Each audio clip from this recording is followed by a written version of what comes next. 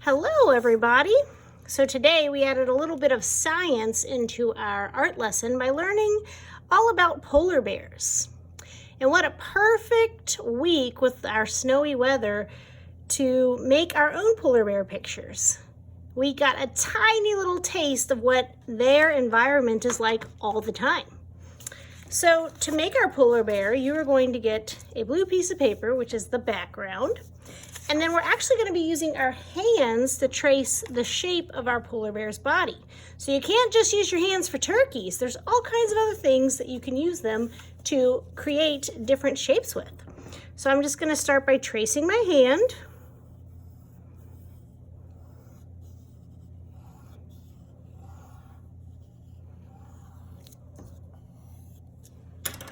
Then I'm going to cut that out.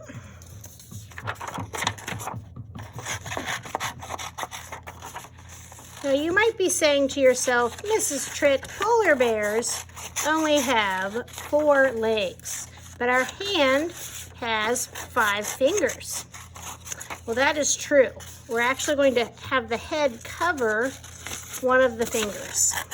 It's going to cover up our thumb, so you won't even be able to see that. So then I'm going to flip my hand upside down. And I'm going to put it so the thumb is right here. And now I'm going to take another little piece of white paper where I'm going to make my polar bear's head. So to start off with, I'm just going to draw a big oval shape. And then I'm going to put 2 smaller circles on top of the oval. And that is my polar bear's head.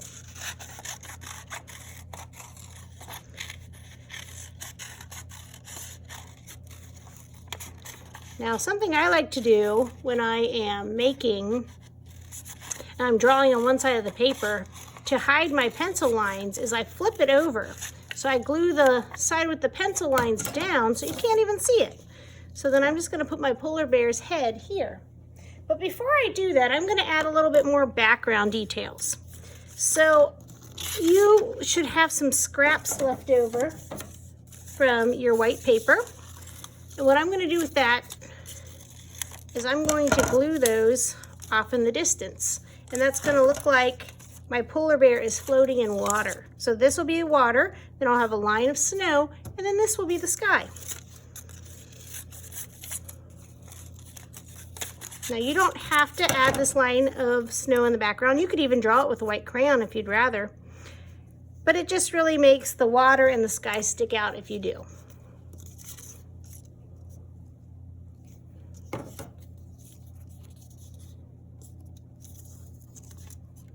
I think I glued that the wrong way. Put that up this way. Put it up a little higher. Also, I'm going to make my polar bear floating on an iceberg, which is also something you can do.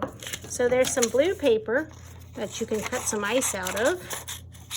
You could also cut ice out of the white paper, but we don't have a lot of extra of the white. So we could also use the blue just to add some more different colors to our picture.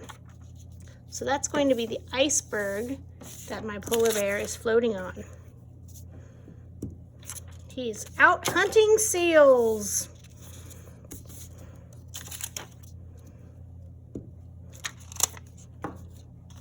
So then I'm going to glue my polar bear.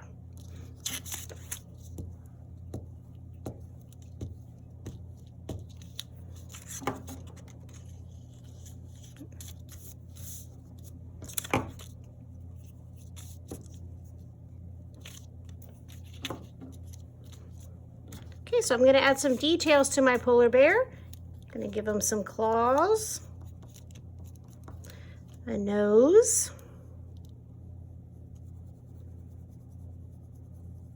give him some eyes, mouth, add the inside of his ears.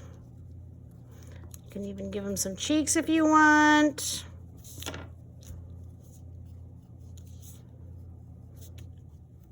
You can also think about your background. What other type of animals might you see, and what other things might you see around where a polar bear lives? So think about that. I have a little penguin here, and I have a walrus right over here. I also drew some snowflakes. So add lots of details to your picture, and these are going to get hung up in the hallway. So make sure your name is on the back and your classroom number.